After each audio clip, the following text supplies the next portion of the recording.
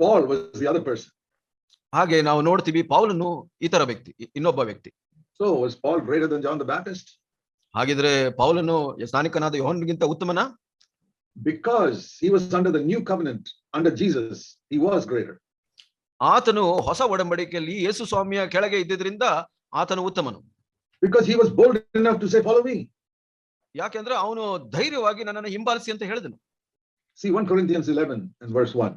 1 ಕೊರಿಂಥ 11ನೇ ಅಧ್ಯಾಯ 1ನೇ ವಚನವನ್ನ ನೋಡಿ. Please turn to that verse and get familiar with the Bible. ದೇವರ ವಾಕ್ಯವನ್ನ ತಿಳ್ಕೊಳ್ಳಿ, ನೀವು ದೇವರ ಬೈಬಲ್ನ ತೆಗೆದು ಅದನ್ನ ಓದಿ. 1 Corinthians chapter 11 verse 1. 1 ಕೊರಿಂಥ 11 ಮೊದಲನೇ ವಚನ. Be followers of me just as I follow Christ.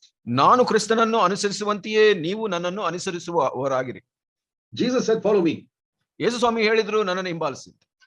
But Paul said, follow me as I'm following Christ. ಪೌಲನು ಹೇಳಿದ್ದು ನನ್ನನ್ನ ಹಿಂಬಾಲಿಸಿ, ನಾನು ಹೇಗೆ ಕ್ರಿಸ್ತನನ್ನ ಹಿಂಬಾಲಿಸಿನೋ ಅದನ್ನ ನೋಡಿ ನನ್ನನ್ನು ಹಿಂಬಾಲಿಸಿ ಅಂತ. The Christian life is like climbing a mountain. ಕ್ರಿಸ್ತಿಯ ಜೀವಿತ ಅನ್ನೋದು ಒಂದು ಬೆಟ್ಟವನ್ನು ಹತ್ತಿದಂತೆ. When we are born again, we come to the bottom of the mountain. ಆ ಒಂದು ಪರ್ವತದ ತಳದಲ್ಲಿ ಬರ್ತೀವಿ ನಾವು ಹೊಸದಾಗಿ ಹುಟ್ಟಿದಾಗ. And we want to reach the top, which is like becoming like Christ completely. ಆ ಒಂದು ಪರ್ವತದ ತುತ್ತ ತುದಿಗೆ ಹೋದಾಗಲೇ ನಾವು ಪೂರ್ಣವಾಗಿ ಕ್ರೈಸ್ತನಂತ ಆದ್ವಿ ಅಂತ ಅರ್ಥ. So think of Mount Everest, the biggest mountain in the world. ದೊಡ್ಡ ಪರ್ವತ ಮೌಂಟ್ ಎವರೆಸ್ಟ್ ಬಗ್ಗೆ ಯೋಚನೆ ಮಾಡಿ. And when the snow falls, the mountain is covered with snow. ಆ ಒಂದು ಪರ್ವತದಲ್ಲಿ ಮಂಜು ಬಿದ್ದಾಗ ಆ ಪೂರ್ಣ ಪರ್ವತ ಮಂಜಿನಿಂದ ತುಂಬಿರುತ್ತೆ. So if you walk on that, your footsteps are marked on the snow.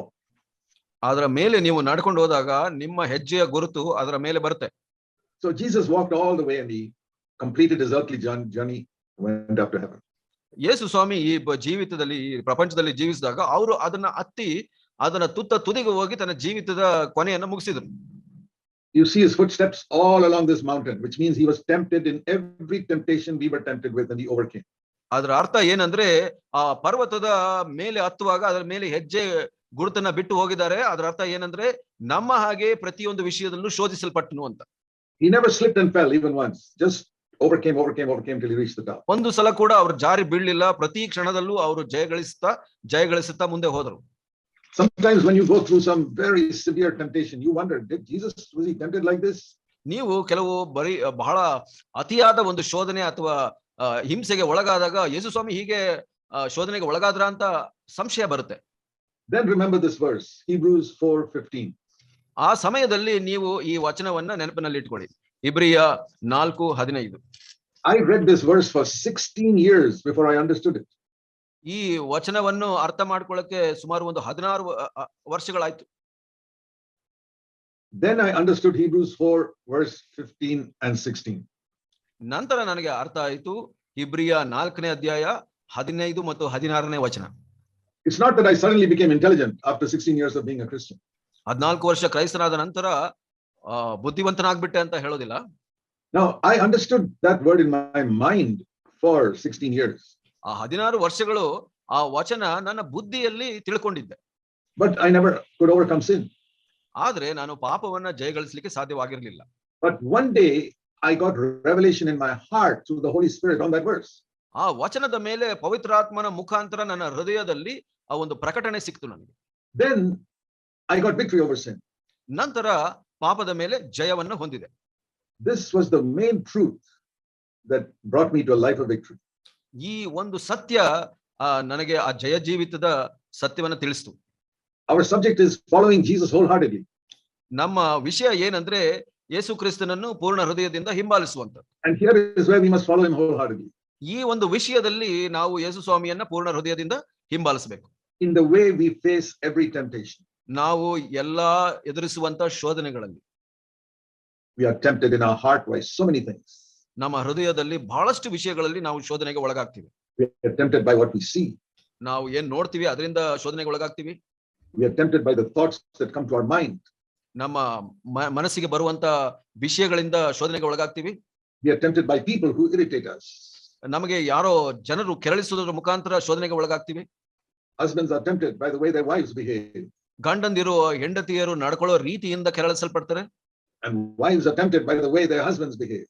ಗಂಡ ನಡ್ಕೊಳ್ಳೋ ರೀತಿಯಿಂದ ಹೆಂಡತಿಯರು ಕೆರಳಿಸಲ್ಪಡ್ತಾರೆ. In every temptation, we can follow Jesus and overcome. ಎಲ್ಲಾ ಶೋಧನೆಗಳಲ್ಲಿ ನೀವು ಯೇಸು ಸ್ವಾಮಿಯನ್ನ ಹಿಂಬಾಲಿಸಿ ಜಯಗಳಿಸಬಹುದು. If you look at Jesus. ನೀವು ಯೇಸು ಸ್ವಾಮಿಯನ್ನ ನೋಡಿದ್ರೆ ಮಾತ್ರ. So here we read in Hebrews 4:15. ಇಬ್ರಿಯ He can sympathize with our weakness. ಇಲ್ಲಿ ನಾವು 15ನೇ ವಚನದಲ್ಲಿ ನಾವು ನೋಡ್ತೇವೆ, ನಮ್ಮ ಅವಸ್ಥೆ ನಿರ್ಬಲಾವಸ್ಥೆಯನ್ನು ಕುರಿತು ಅನುತಾಪ ಉಳ್ಳವನಲ್ಲ ಅಂತ ಹೇಳುತ್ತವರು. Hebrews 4:15. ಇಬ್ರಿಯ 4:15. What is the weakness spoken of here? ಇಲ್ಲಿ ನಿರ್ಬಲಾವಸ್ಥೆ ಅಂತ ಹೇಳುವಂತದ್ದು ಯಾವುದು? It's not physical weakness. ನಾವು ಶಾರೀರಿಕ ನಿರ್ಬಲತೆ ಅಲ್ಲ ಅದು. Our biggest weakness is that we are tempted and we fall into sin. ನಮ್ಮ ದೊಡ್ಡ ನಿರ್ಬಲ ಅವಸ್ಥೆ ಯಾವುದು ಅಂದ್ರೆ ನಾವು ಶೋಧನೆಯ ಒಳಗಾಗಿ ಪಾಪದಲ್ಲಿ ಬೀಳ್ತೀವಿ. See, a little child's legs are so weak it keeps falling down if it's 6 months old. 6 ತಿಂಗಳ ಮಗುವಿನ ಕಾಲು ಬಹಳ ಬಲಹೀನವಾಗಿರುತ್ತೆ, ಆದ್ರಿಂದ ಅದು ಬೀಳ್ತಾ ಇರುತ್ತೆ. This is not that type of weakness. ಇದು ಆ ತರದ ನಿರ್ಬಲ ಅವಸ್ಥೆ ಅಲ್ಲ. Some old people also, they are weak in their legs, they can't walk, they fall down. ಬಹಳಷ್ಟು ವಯಸ್ಸಾದ ವ್ಯಕ್ತಿಗಳು ಕೂಡ ಅವರ ಕಾಲಿನಲ್ಲಿ ಬಲ ಇರೋದಿಲ್ಲ, ಅದರಿಂದ ಅವರು ನಡಿಲಿಕ್ಕೆ ಕಷ್ಟಪಡ್ತಾರೆ. There are people who are weak in their eyes, they can't see properly. ಕೆಲವರಿಗೆ ಆ ನಿರ್ಬಲ ಅವಸ್ಥೆ ಕಣ್ಣಿನಲ್ಲಿ ಇರುತ್ತೆ, ಅವರು ಸರಿಯಾಗಿ ನೋಡ್ಲಿಕ್ಕೆ ಸಾಧ್ಯ ಆಗಲ್ಲ. Some can't hear properly, they are weak in their hearing. ಕೆಲವರು ಕಿವಿಯಲ್ಲಿ ಬಲಹೀನರಾಗಿರ್ತಾರೆ, ಅವರಿಗೆ ಸರಿಯಾಗಿ ಕೇಳೋದಿಲ್ಲ. Your greatest weakness is not sickness. ನಿಮ್ಮ ದೊಡ್ಡ ಬಲಹೀನತೆ ಅನಾರೋಗ್ಯವಲ್ಲ. Some people get sick very frequently in their stomach or some other way. ಕೆಲವರು ಬಹಳ ಬೇಗ ಅನಾರೋಗ್ಯ ಅಸ್ವಸ್ಥರಾಗ್ತಾರೆ ಹೊಟ್ಟೆ ವಿಷಯದಲ್ಲಿ, ಇತರ ವಿಷಯಗಳಲ್ಲಿ. The greatest weakness all of us have is when we are tempted, we fall into sin.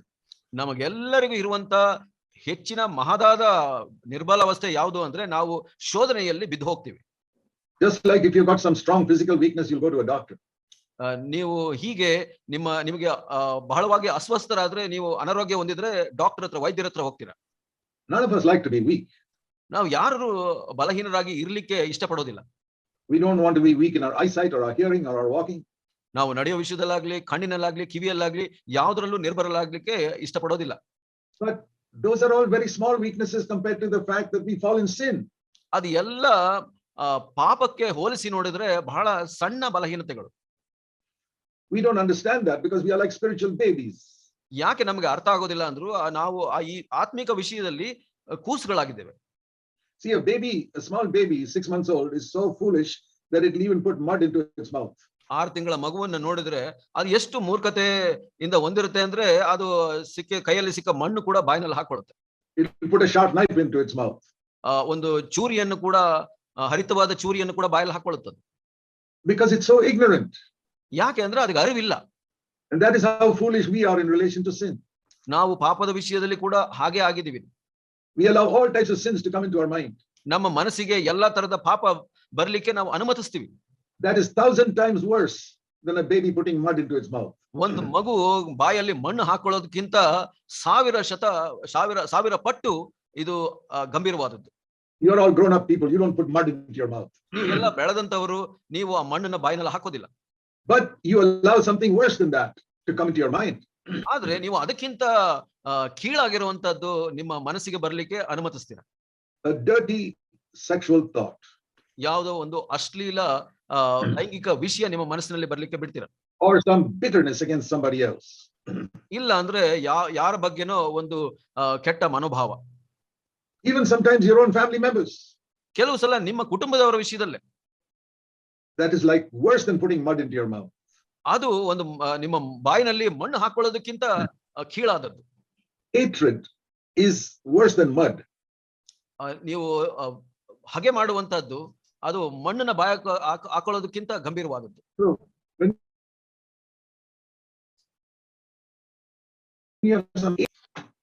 Can you hear me?